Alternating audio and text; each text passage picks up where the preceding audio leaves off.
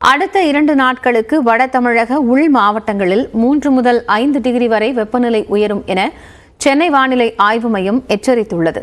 தமிழக பகுதிகளின் மேல் வளிமண்டல கீழ் அடுக்குகளில் காற்றின் திசை மாறுபடுவதன் காரணமாக இன்றும் நாளையும் தென் தமிழக மாவட்டங்கள், வட தமிழகத்தின் மேற்கு தொடர்ச்சி மலை மாவட்டங்களில் ஓரிரு இடங்களில் லேசான மழை பெய்யக்கூடும் என தெரிவிக்கப்பட்டுள்ளது.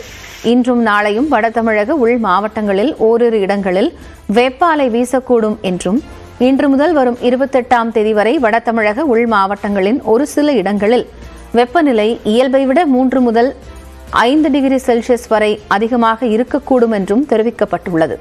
தமிழக உள் மாவட்டங்களின் சமவெளி பகுதிகளில் ஒரு சில இடங்களில் வெப்பநிலை 39 முதல் 42 டிகிரி செல்சியஸ் வரை இருக்கக்கூடும் என்றும் கணக்கப்பட்டுள்ளது. தமிழக உள் மாவட்டங்களின் சமவெளி பகுதிகளில் ஒரு சில இடங்களில் 38 டிகிரி முதல் 41 டிகிரி செல்சியஸ் வரை வெப்பநிலை இருக்கக்கூடும் எனவும் தெரிவிக்கப்பட்டுள்ளது. சென்னை மற்றும் புறநகர் பகுதிகளை பொறுத்தவரை அதிகபட்ச வெப்பநிலை 37 முதல் 38 டிகிரி செல்சியஸை ஒட்டியும், குறைந்தபட்சமாக 26 முதல் 27 டிகிரி செல்சியஸை ஒட்டியும் இருக்கக்கூடும் என வானிலை ஆய்வு மையம் தெரிவித்துள்ளது.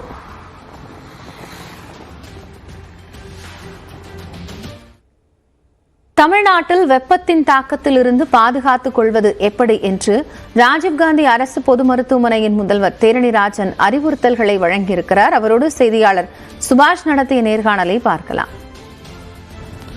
தமிழகத்தில் இந்த கோடை வெயிலின் தாக்கம் மிக அதிகமாக இருக்கிறது. இப்படிப்பட்ட சூழ்நிலையில் மருத்துவர்களின் ஆலோசனை என்ன என்பது குறித்து நம்ம இடையே பேசுவதற்காக ராஜீவ்காந்தி அரசு பொது மருத்துவமனையின் முதல்வர் திரு தேரணிராஜன் அவர்கள் இருக்கிறார். டாக்டர் வணக்கம். இப்போ ரொம்ப மோசமாக இருக்குது, வெதர் கிளைமேட் வந்து ரொம்ப ஹாட்டாக இருக்குது. டே வெதரும் அப்படி தான் இருக்குது, நைட் வெதரும் அப்படி தான் இருக்குது, ஹியூமிடிட்டி ரொம்ப ஜாஸ்தியாக இருக்குது. பப்ளிக் என்ன செய்யணும், என்ன செய்யக்கூடாது? அதாவது இந்த வெயில் காலத்தை நம்ம ஆண்டாண்டும் நம்ம வந்து எதிர்கொள்கிறோம். இப்போ வந்து நம்ம கொஞ்சம் அதிகமாக இருப்பதை நம்ம உணர்றோம். ஏன்னா அது ரொம்ப கத்திரிக்கு முன்னாடியே நமக்கு இவ்வளோ பெரிய டெம்பரேச்சரை பார்த்துட்டு இருக்கோம். குறிப்பாக என்னென்ன செய்யக்கூடாது, காலையில் ஒரு 11 மணிலேருந்து ஒரு 3 மணி வரையும் பயணங்களை தவிர்க்க வேண்டும். ஒன்று இல்லை, அதையும் மீறி நான் கட்டாயம் நான் போய் ஆகணும், எனக்கு ஒரு வேலை இருக்குது, நான் இந்த ஒர்க்கில் இருக்கேன் அதனால் போகிறேன் அப்படின்னா சில ப்ரிகாஷன்ஸை எடுத்துக்கணும்.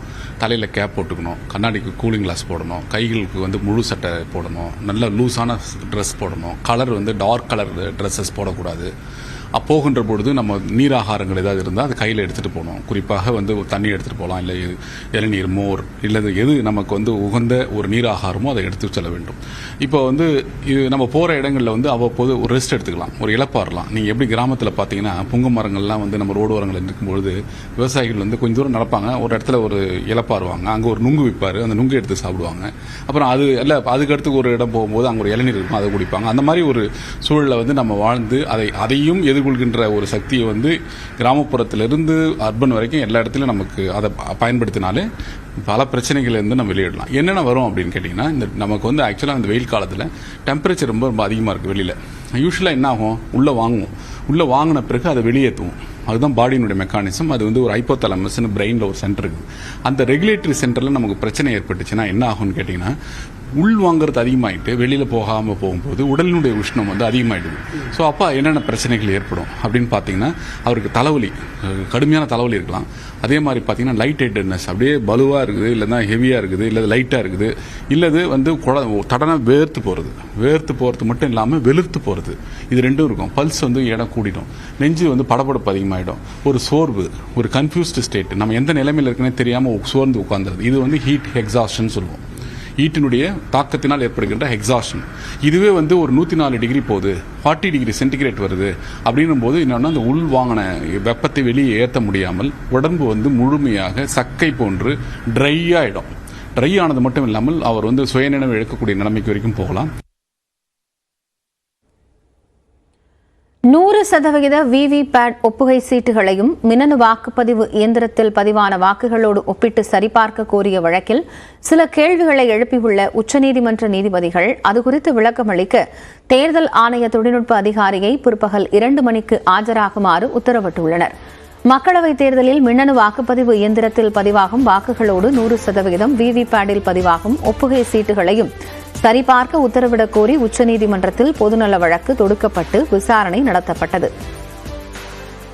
இன்று இடைக்கால உத்தரவு பிறப்பிக்கப்படும் என எதிர்பார்க்கப்பட்ட நிலையில் வழக்கு நீதிபதி சஞ்சீவ் கண்ணா தலைமையிலான அமர்வில் விசாரணைக்கு வந்தது. அப்போது நீதிபதிகள் மின்னணு வாக்குப்பதிவு இயந்திரங்களின் செயல்பாடுகள் குறித்து பல்வேறு கேள்விகளை எழுப்பினர். விவிபேட் கருவியை கட்டுப்படுத்தும் மைக்ரோ கண்ட்ரோலர் கருவி மின்னணு வாக்குப்பதிவு இயந்திரத்திலேயே இருக்குமா அல்லது விவிபேட்டிலேயே இருக்குமா என்று வினவினர்.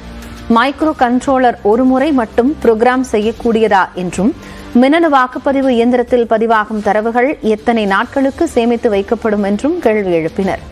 அத்துடன் வாக்குப்பதிவு இயந்திரங்கள், கண்ட்ரோல் யூனிட் மற்றும் விவிபேட் கருவிகள் அனைத்தும் ஒன்றாக சீல் வைக்கப்பட்டு பாதுகாக்கப்படுகிறதா என அடுக்கடுக்கான கேள்விகளையும் முன்வைத்தனர். மின்னணு வாக்குப்பதிவு இயந்திரத்திற்கான சோர்ஸ் கோட் எனப்படும் மூல குறியீடுகளை வெளியிடுவது தேவையற்ற சிக்கல்களுக்கு வழிவகுக்கும் என்றும் நீதிபதிகள் கருத்து தெரிவித்தனர்.